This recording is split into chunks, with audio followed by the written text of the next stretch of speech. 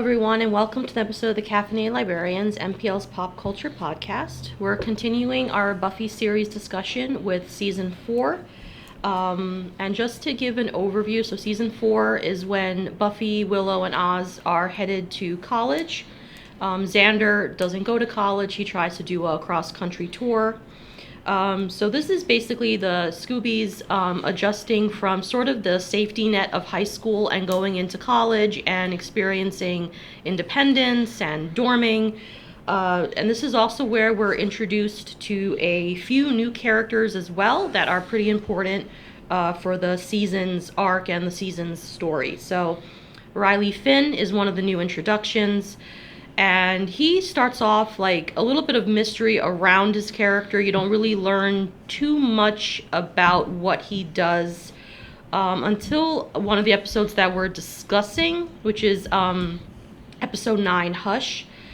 And what you do learn is that in addition to being a TA for a Psychology 101 class, he's also a soldier, a member of a secret government branch that investigates the paranormal and the supernatural.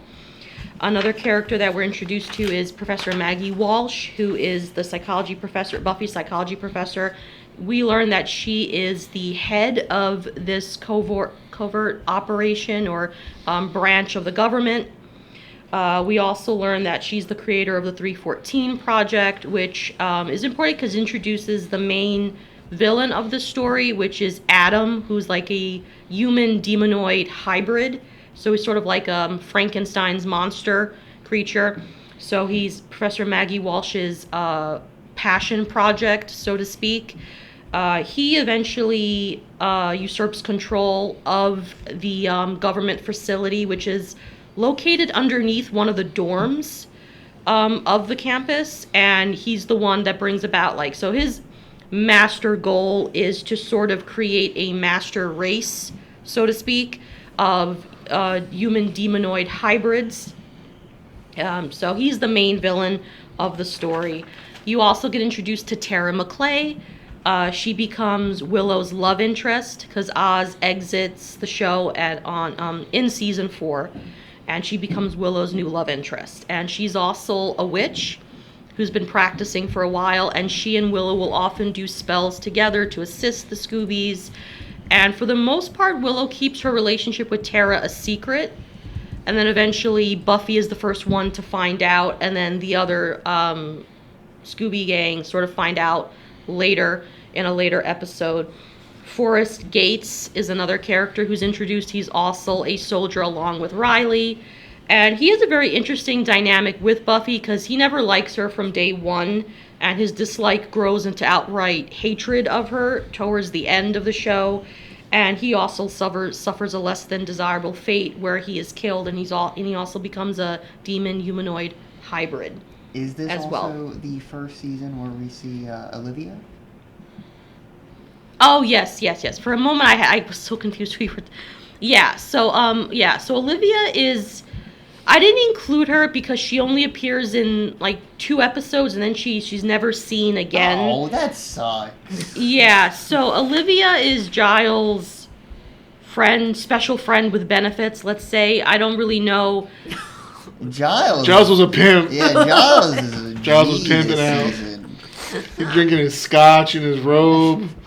Yeah, and hanging out with Olivia. So Giles in this season, because in the previous season, he there's one episode where he and Buffy fail this test that's given by the Watchers Council, and the Watchers Council removes him of his duties as her slayer. So in this season, he's very much adrift.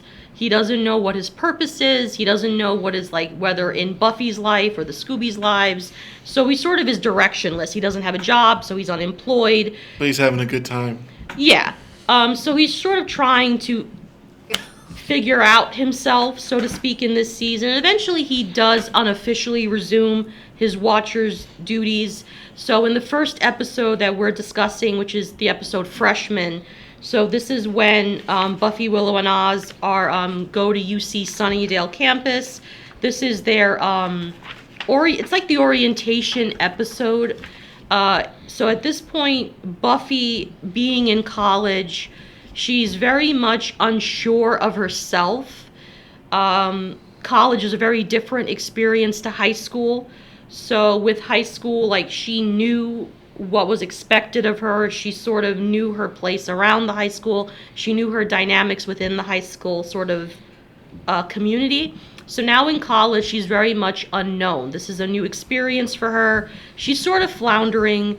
Willow being the one who's more academically inclined and more passionate about academics, she's thriving within this experience. She also mentions there's an episode, there's a moment in this episode where she talks about how in high school knowledge is frowned upon, but in college you're allowed to love knowledge, you're allowed to explore that love of knowledge.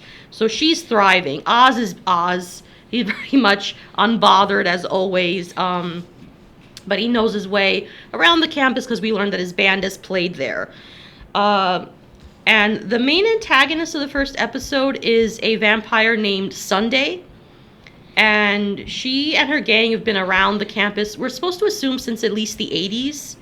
Yeah. So they've been they target freshmen because the whole notion that, like, freshmen, there's often a high dropout rate. Because, like, some freshmen can't necessarily... They're getting eaten by vampires. Yeah. So in... Pedro Pascal. I was just going to say, I was watching this episode last night, and I'm like, that's not Pedro Pascal. Yeah. And then I was like, that's a very young Pedro Pascal. Actually, I don't know if that's where he's got to start, but... Yeah, well, I think he's mentioned that was one of his first sort of, projects. Yeah. So yeah, for those Game of Thrones fans, Pedro Pascal is in this episode. Or even, he doesn't. Last of Us. Yeah, he doesn't last very long. Gladiator 2. Yeah. So Sunday becomes the antagonist. Sorry? I said he gets bit, just in case they didn't know. But it is Buffy. I guess there's a 50% shot. Yeah. And then also it's Sunday, so she and Sunday have a brief altercation, and she loses, she gets her ass. Yeah, which doesn't happen all that often, so that further causes her to spiral. She goes home, and her mom, of course, has, like, packed her room full of boxes. So that also says, oh my God, I can't even go home. Like, and she goes to the Bronze, and that's where she meets Xander, who, in the beginning I mentioned he was trying to go to all 50 states. That doesn't work. She's like, yes, another directionless loser. Yeah. I feel good about myself now. So, but he is the one who encourages Buffy, and he's the first one who finds out about Harmony and her vampire gang, and he's the one that goes with her to do some research. And he also is the one that informs the rest of the gang that Buffy hasn't she hasn't dropped out, because Harmony and her gang clean out Buffy's dorm to make it look as if she's succumbed to the pressure and has just disappeared. But he shows up and he says, no, she hasn't disappeared. There's vampires afoot. We need to help her out. Giles, at this point, like I said, he's directionless. He's sort of, as Buffy says, like Hugh Hefner, like, so to speak. And he eventually comes around, and he realizes that Buffy does still need him. But Buffy is able to sort of do things on her own, too. So she shows that she has the ability to act independently. See, now, because we didn't watch that episode where she does have that test, I didn't realize, like, I thought that he stopped being her watcher after she graduated from high school. No, so the episode, I forgot what it's called, but it's the episode because Buffy turns 18. I'm going to be quick about this. So if a Slayer reaches her 18th birthday, the Watchers Council puts her into this test where she's stripped and drugged, like her powers are sort of nullified, and she's put to face a vampire, and she has to sort of show that she has intelligence, creativity, and defeat the vampire. If she doesn't, oh well, she dies, another one is chosen. That's essentially what the test is. That's a tough test. Yeah, so it's like, congratulations, you survived this whole time being the Slayer. Now we're gonna potentially kill you for surviving. Well, it also goes like where the Watchers Council basically views the Slayer as an instrument. So she's their instrument to utilize as they will. If she survives, great. If she dies, another one will be chosen. So that's the episode where Buffy... Is the Watchers Council all old white men? They are, for the most part. So Giles, that's when he eventually reveals to Buffy, because she has a run-in with the vampire whom she's supposed to fight, and he reveals that he's been drugging her. because he revealed that he failed his part of the test.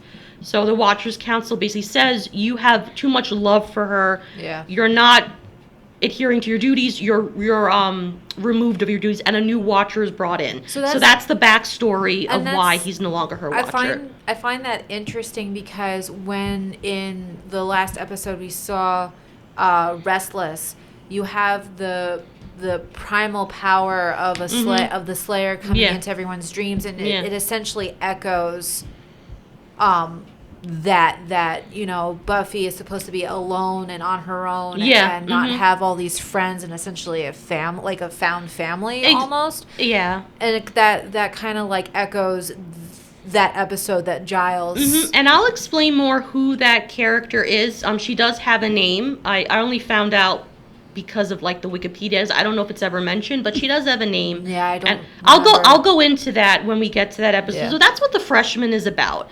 And eventually Buffy finds her groove. She starts dating. She starts dating Riley. That's a spoiler. So that's when we get into the next episode, which is Hush, which was nominated for an Emmy. It didn't win it, but it was nominated. And Hush is the episode that's trying to explore the importance of communication. So it begins with a dream / premonition sequence. And where Buffy is in her Psychology 101 class, and the teacher is saying, we're talking about language, we're talking about communication, and she states basically that communication is different from, what's the best way to explain it? So basically, truly listening to a person and truly communicating with that person. And that's the theme of this particular episode. Sort of how communication can either be lacking or often enough it can be a hindrance depending on what you're trying to communicate, or at least that's how I interpret the episode. They do that by having a group of scary gentlemen come in. Yeah, they are creepy looking. Steal everyone's voice. Yeah, so in the dream, there's a sequence where Buffy sees a young blonde girl, and I'm assuming it's supposed to be her, but I'm not 100% sure. And she's holding a box, and she's singing, and I did write down the song because it tells a lot about what you're supposed to expect in the episode. So it goes, can't even shout, can't even cry, the gentlemen are coming by. Looking in windows, knocking on doors, they need to take 7 and they might take yours. Can't call to mom, can't say a word, you're gonna die screaming, but you won't be heard. So that's the song that they sing. And it reminded me of the Freddy Krueger song, which I'm not gonna sing that. But anyway, it reminded me a lot of that song. So Buffy, of course, tells Giles, and Giles says he'll look into it, and that's where we meet Olivia, who's his special friend, and she's visiting from England, and that's all I'll say about that. I mean, don't we technically meet Olivia in The Freshman? Yeah. We do, yeah. Okay. So she shows up in The Freshman, and then she's in this episode, and eventually the results or the experiences of this episode is why she never comes back, or maybe she's not a Watcher. No, she's not she's part of just this world. No, okay. She's just an old friend of Giles. Okay. Willow in this point is going to this Wicca group, which hilariously doesn't have any witches except for one. This is where we meet Tara, who is the actual witch in the group. I thought a bake sale was a good idea. No, it's a really funny scene. But what's wrong with you, Willow? Why are you doing all the stereotypical stuff?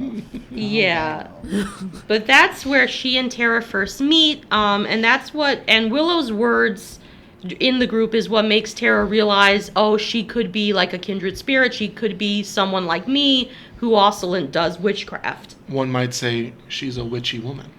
Yes. Yes. And so Spike is just living with Giles. So what happens, just to give some backstory, Spike returns to Sunnydale in season 4, sans Drusilla. Unfortunately. In this season, he's dating Harmony, who was the mean girl back in high school because she turned into a vampire, so he's dating Harmony. It's an on again, off again kind of thing. He returns to Sunnydale, and part of the initiative protocol is they're capturing demons of any kind to essentially test them. So they keep them in a prison. They nullify them, like, so they can't really act out, and they do experiments on them. Spike is captured, and a chip is implanted in his brain, which, if he tries to attack a human, he gets a severe migraine. So he's essentially been neutered. So that's like the Suicide Squad, except his head won't explode.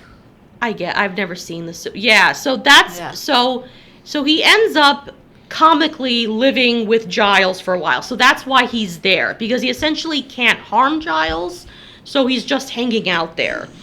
So that's just the backstory of why he's even at the apartment to begin with. I think that's better than staying with Xander in his basement. Yes. Hot take. Giles and Spike should have been the spinoff, not Angel. Oh, interesting. Think about that. Interesting. Could have been like a buddy romance, like comedy, a buddy comedy. Yeah. Buddy cop comedy. Yeah. Supernatural. That would have been interesting. So the gentlemen, they end up taking everyone's voices. Sunnydale's essentially shut down. And then you see what happens when you lose the ability to communicate. So the town sort of goes into a stasis. So everything shuts down except for the liquor store. And they're like, yes, we're open. And you just see people like just drinking outside. Yeah. So you see like people turn to religion. You also see a scene where people exploit these things. So the guy who's selling the communication boards for like $10. So that's what it's exploring.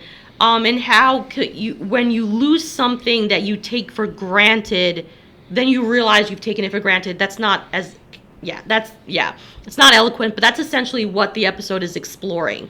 So even Riley and Buffy, they find ways to communicate, and it's through losing their voices that sort of they're able to communicate without like their speaking getting in the way, if that makes any sense, because every time they try to talk, they never say what they truly feel. Obviously, they both have secret identities that they can't reveal for obvious reasons. So the gentlemen start taking hearts. And I believe I heard in the DVD commentary that they're supposed to be modeled after 19th century asylum doctors, because even their weird henchmen have like straitjackets on, and they're deformed looking. And they were creepy. Yeah. The only question I have is they need 7 hearts. Yeah. But, like, it seemed like they were pretty picky. Yeah. Like, who qualifies as a heart for them to take? Yeah, I don't know. That's definitely something that you notice, but it's never explained. I feel like, though, had they quickly just grabbed the secret hearts, the 7 hearts, then there wouldn't be much of a story in the episode, and something big and bad would have happened. Yeah. It's also if it's a fairy tale. A lot of times fairy tales make no sense. True. And sort of Giles is the one after Olivia like sketches one of the gentlemen that she sees. He realizes, and because he's a genius, he figures out, it's a fairy tale. So there's a rather hilarious sequence, or at least I think it's one of the funniest sequences, that's funny. Where Giles is using a projector and he's giving his sort of spiel. Rundown. Yeah, and basically, obviously, there's a lot of miscommunication. There's some crude gestures, which I won't get into, but it is one of the funniest sequences. They're also, like, this is Anya and Xander are dating. So just quick backstory. They went to prom in season 3. Anya disappeared. She returns in season 4, and they begin a relationship. She's human now. She's no longer a demon. And she is conflicted as to whether or not Xander truly cares about her.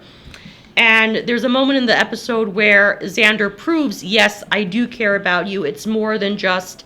as she assumes it's just sex with you, he truly does care about her. And that's another hilarious moment with an inappropriate gesture that I won't get into. Yes. So, I like how she's eating popcorn during Giles' like presentation. But like she's enjoying all of this. But it makes sense because considering what she's done, it's entertaining for her. Yes. But it also is great character exploration where the characters behave as you would expect them to. Mm-hmm. So one of the things that Giles reveals is that according to the fairy tale, a girl screamed and the monsters died. Of course, it doesn't explain how the girl got her voice, or anything like that. And That's a Giles says, princess. yeah, a princess. Like, she screamed and the monsters died, but doesn't explain how she gets her voice back or what exactly happened, how the so that's sort of left vague. Naturally, the initiative also wants to maintain order and figure things out, and this is when Riley and Buffy are both drawn toward this weird clock tower structure that's apparently on the campus. Why? Who knows? There's a lot of things hidden on this campus. Yeah, So- so you just go with it. The thing with the initiative, Yeah. where were they? That's my whole Because they my whole were thing with them. 5 miles away Yeah. from the Hellmouth, Yeah. and there have been like how many potential apocalypses? That's one of my criticisms of this particular storyline in this season, because like you said, there's no indication of government involvement in previous seasons, and they are, like you said, 5 miles away. They drive, they got cars. It would have been nice to have seen hints, even if it was left unexplored. Right. So I do agree. That's, I think, like a plot hole Or that was even never if, addressed. Like, there was just a bit where it's like, oh yeah, there was a ton more stuff happening in the background that you didn't know about at the time. Right. Yeah. So when Riley and Buffy head toward the same place, dun dun dun, that's when they both get revealed, like, oh my god. And Riley and Buffy were like, oh my, who are you? But they gotta defeat the gentleman. Riley smashes that box that Buffy saw in her premonition dream. But first he smashes a jar and then stands proudly thinking that he did exactly what she wanted him to do. But she's like, no. It's the box. Once the voices get released, Buffy starts screaming and their heads explode. And the episode ends where Riley and Buffy sort of... And also, I forgot to mention, Willow and Tara... this is also the start of their relationship. Not necessarily romantic, but the start of their magic exploration together. And Willow because Tara ends up being pursued by the gentleman, but Willow shows up. They manage to sort of join hands. They do a spell, and they prevent the gentleman from coming into the room. So that's the start of that relationship. How did Willow hurt her ankle trying to push a vending machine, though? No, she hurt her ankle because Tara plowed into her when she was running in the hallway, and she knocked her over. Yeah. Oh, okay. Yeah. So I was like, really, Willow? That was after try a the little fact. bit more, Willow. But it was after the fact. You got creepy ass guys floating at you. Like, try a little harder. Yeah.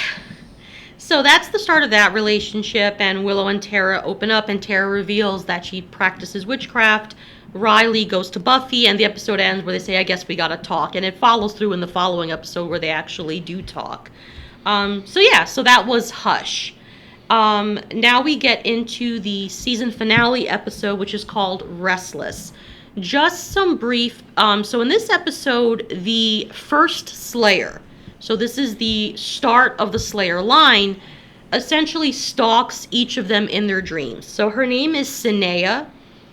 We're supposed to assume she came from the continent of Africa. They don't specify what country in Africa, but she is the first Slayer. And she's also called the Primitive, not my words, the creator's words. There are people that take issue with her characterization, with the fact that for the most part she's mute. She is able to talk, but she really doesn't, but I'm not really going to go into that.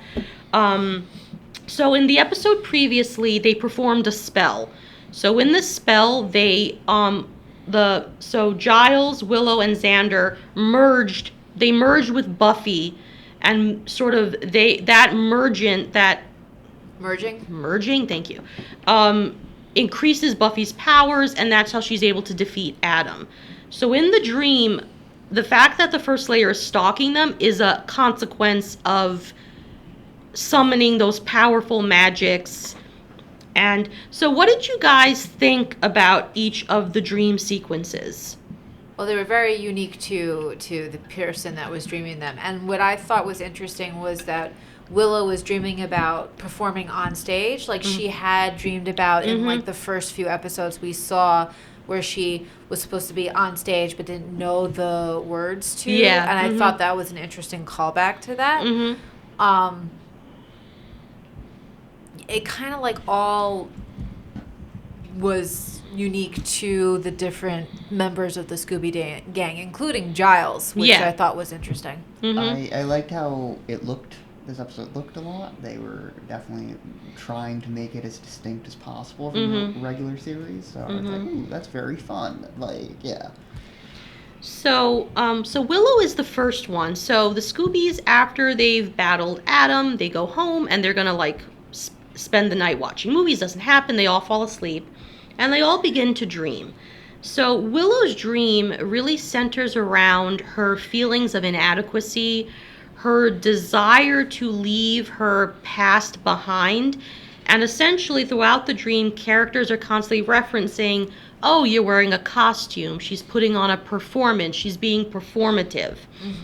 And it's basically about her insecurities, her desire to remove herself from her high school persona and become this new person. While this is normal when you're going into college, basically Willow has to also acknowledge that that is a part of herself. While she is developing and growing, that those aspects which she's trying to sort of distance herself from are a part of her personality. I just have a quick question too. Mm-hmm. The only commonality between everyone in the dreams is this guy with sliced cheese. I like it. I will talk about. I didn't understand that at all. I will talk about him. Yeah. So, and Tara is a figure that's pretty constant in most of the dreams. That each of them, with exception of Giles. Xander, man. Yeah. My God. Xander's So a little perv. Yeah. A little. So Willow's dream ends where she is ends up in a classroom setting. Buffy rips off her costume, and it's a callback to episode 1 of season 1. The outfit she's wearing is identical, and she's attacked by the first Slayer, and her breath is stolen. Because when she was part of the joining spell, she was the spirit of Buffy. So her spirit is what's being sucked out of her, what's being absorbed. Xander's dream is the same thing. It's an exploration of his inadequacy. It's an exploration of his feeling that he is regressing and his friends are progressing and leaving him behind. And it's an exploration of his feeling because now he's in his parents' home. He's living in their basement. He's paying rent. So every door leads to the basement. So the feeling that he is trapped, literally trapped, that no matter what door he tries to open, no matter how he tries to break free, he will always end up in the same spot. And his dream ends where his father figure starts accusing him of being ashamed of him, and you learn more about Xander's family in season 6, but he comes from a very abusive family. And you get hints of that, his desire to break away from them, to sort of distance him, his fear of becoming like his family. And eventually the father character in the dream rips out his heart. And in the spell, Xander was the heart of Buffy, so his heart gets ripped out. Giles is the next dream that we have, and likewise that dream explores his conflict between wanting to be a watcher, but also wanting to have a life outside of being a watcher, wanting to have a family. So this is where you see Olivia, and Olivia in his dream is pregnant, and she's pushing a stroller. And Buffy in Giles's dream is very much, she's dressed in like overalls. She's like he sees her as like a surrogate daughter. Yes. For sure. So, and Giles is the only one really in the dream to sort of figure out what is going on. And there's a funny sequence when he's in the bronze with Willow and Xander, and he's saying, I think I know what's going on. And he starts singing. And now Anthony Stewart Head was in musicals. So that's just his background. He has a musical theater background. He could definitely sing. Yeah. Absolutely. And he basically says, I love the scene where he goes, Willow, Xander, check out the Chronicles, and like everyone in the bronze is holding a lighter. Yeah. So, and it ends where like he figures out who she is, and he says, you wouldn't understand, you never had a watcher, and she scalps him, and he was the mind in the joining spell. So she's scalping him, his mind, his brain. So that's what that sort of dream means. Buffy's dream, likewise, is an exploration of her as the Slayer and what that means to be a Slayer. That there is an inherent darkness within her, or a darkness to her powers, and that is explored later, like in season 5 and also season 7, where you learn the origins of the Slayer and what exactly happened to the first Slayer. So there's also in this dream sequence, Buffy meets Tara, and Buffy says, "Oh, Faith and I just made that bed." So this is a reference to an episode in season 3 where Buffy has this dream where she and Faith are making the bed, and Faith says, "Little Miss Muffet counting down from 730." And on the clock it says 7:30. So that's a reference to another character who will show up in season 5. It's a reference to Dawn. And Tara even tells Buffy, "Be back before dawn." Yeah. So it's a callback. Yeah, it's a callback to Dawn. And even the little... Forward. Yeah, call forward. Sorry. Foreshadowing. Exactly. And even Little Miss Muffet, there's an episode which we'll watch where the character Dawn is referred to as Curds and Whey. Oh, wow. Yeah. So it's all like references to what will be happening in the next season. And you know, Buffy eventually meets the first Slayer, and Tara becomes the first Slayer's voice. And basically the first Slayer is saying, you know, we're darkness, we're death, we're destruction, we're absolute. We have no voice, you know, we have no family. And Buffy is challenging that. She's essentially calling herself an instrument, like the Watchers view the Slayers as being. Yeah. So the first Slayer was very much just brutality, death, destruction. She had no friends, she had no family, she had no support network. But Buffy has always been the outlier. That's what makes her so unique, in that she says, you know, I sneeze, I laugh, I shop, I have a personality, I have a life, and I'm never going to stop being who I am. She and the Slayer tussle, they have a fight, and Buffy essentially says, okay, I'm done with this. You're going to leave me alone, I'm going to wake up now, and you're going to be history. And she does wake up. And they basically talk about the dream, talk about the weirdness, they talk about the Cheese Man. So Whedon said in the DVD features that there's no purpose to the Cheese Man. He's just a random guy that he threw in there for each dream. He's not supposed to have a purpose. Okay. There is a fan theory, though, that the Cheese Man represents Buffy. Oh, that common denominator that they all have? Yeah, so, for example, like in Willow's dream, the Cheese Man says, what does he say? I found a place for the cheese or something like that? Yeah, something like that. And then in Xander's dream, he says, the cheese will not protect you. Yeah. In Giles, I forgot what he says. I don't even remember what he says. No, I think he says nothing and Giles just ignores him or whatever. But so the theory is that the cheese itself represents Buffy and what she means to each of these Scooby Gang members. I feel like they could have done that better. Which I also kind of like the idea that it doesn't have to mean anything. Like dreams are, you know, sometimes there's just weird things that happen in dreams that's the fun of like playing in a dream world, is that you can do things that are like just like you can out have there. dead ends that you know you can project your own meaning on. And Yeah. So fans have theories, but according to Whedon, he has no purpose. He's just a random cheese guy.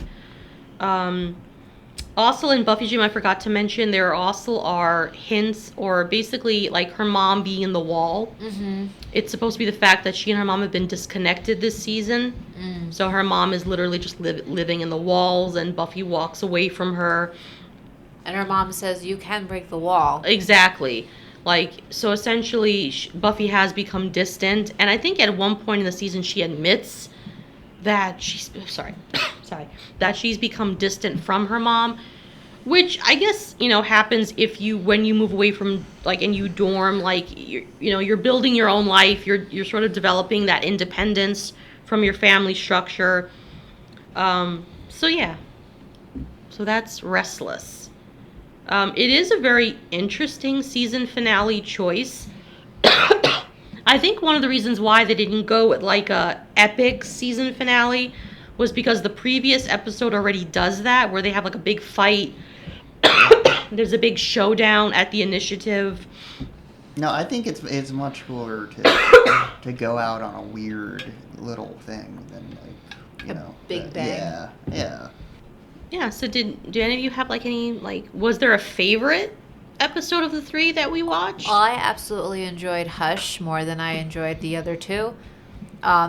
Because, again, it's the premise of it, and I feel like because they instead of centering the episode around a secondary character like they did with The Wish, they just centered it around Buffy, and it flowed so much better, and the story made more sense, and yeah, I enjoyed Hush a lot than the other 2. Yeah, I think I liked all 3 of them. Rewatching them, I think really, looking back on it, the only thing I didn't like about season 4 was the whole initiative thing. Yeah. And really just because, like, if there's kind of like what we alluded to before, in season 1, Buffy fought somebody who was named the Master. Mm-hmm. And, like, this secret government organization didn't show up, to fight the Master. Like, really? I feel like the writers ran out of ideas for this season. Maybe. Yeah. I could see that. Yeah. Or they had an idea and they kind of just lost it. Yeah.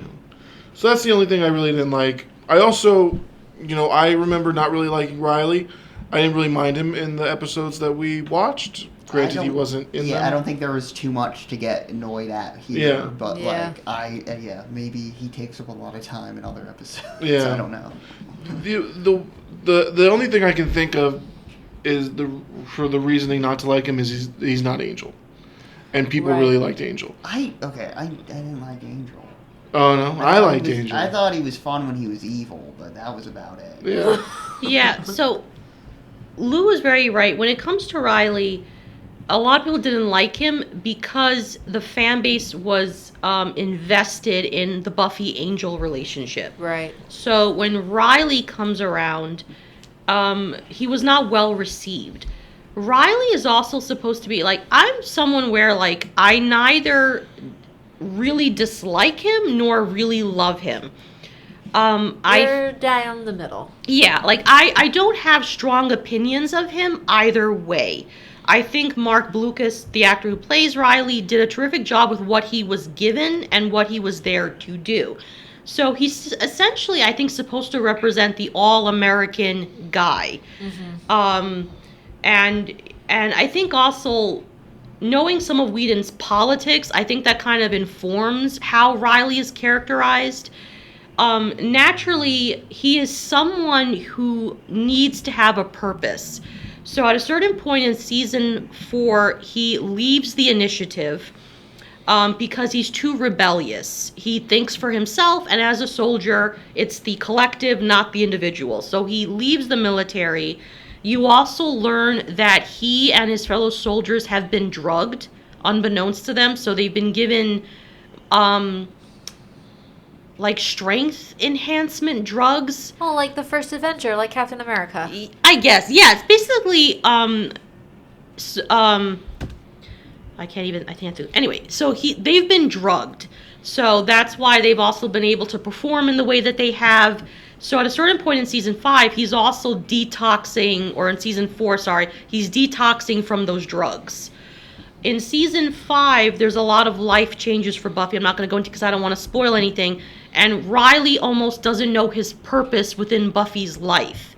And also, to be fair, for Buffy, there could be no one else for her but Angel. So she wasn't as emotionally invested in Riley as Riley was in her. I know a lot of people disagree with me, like, because I used to be part of a fan blog, and there was a lot of back and forth about this. But also the feelings that people thought Riley was too selfish, was too needy. But to be fair to him, Buffy at a certain point starts to pull away from him, where she isolates herself from him. She doesn't, so naturally at a certain point, okay, fine, like, it's, you have to tell me what you want from me. So yeah, so there's a mixed reaction to him. Like I said, I neither really like him nor dislike the character. But I can understand, the way he's written, he's almost written to be a little off-putting, at least in my opinion. But there was strong dislike towards him.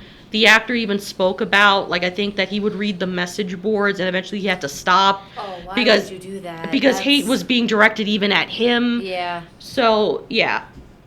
Yeah, Riley is, as I would agree, is written to be like this all-American kind of a guy. Yeah.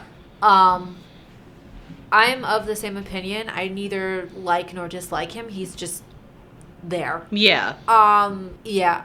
And Angel, I'm sorry, because my introduction to David Boreanaz was not Buffy, it was Bones, and all I can see is Agent Booth from Bones. Yeah. So that was a little hard to disassociate him from the show that I grew up watching him in. Yeah. So I don't know. I feel like Riley is a good choice for her in that he's not a vampire. Yeah. Yeah, and the whole thing about their relationship was that they would have obstacles that would not be they would not be able to overcome. Right. One of the reasons why Angel leaves in season 3, other than that Josh Whedon wanted to create the show Angel, was that Buffy's mom has a talk with Angel. Yeah. And she says, Buffy is going to college. She has a potential for a future. Where do you see yourself in this future? Yeah. And even the mayor says the same thing to Angel, where it's she has, she's going to live... You're a grown-ass man. Stop this. Yeah. Basically that she is a strong, is a beautiful girl. She lives her life in the day. What are you going to do? Meet and, the nighttime. He basically, rightfully so. Yes, pokes he's evil. Holes in everything. He is evil, but at the same time, he has points. Yeah. You're going to live forever. They can't have an intimate relationship because once they do, he becomes evil. So Angel realizes all of this, and he says to Buffy, I need to leave in order for you to move forward. Yeah. And also, Buffy at this point, yes, she's still 18, so no one has their life figured out at 18, but she also is living for him. Yeah. And he says, you need to live for you. Yeah. And they part ways amicably. That's a very healthy outlook. Yeah. For sure. And also, Angel develops more of a personality when he goes on his own show. He's more dynamic and interesting. But yeah, essentially, Riley was hated because he wasn't Angel. Oh, people gotta get over themselves. So. Also, he wore button shirts, but only buttoned the bottom button. Why? Oh, did he really?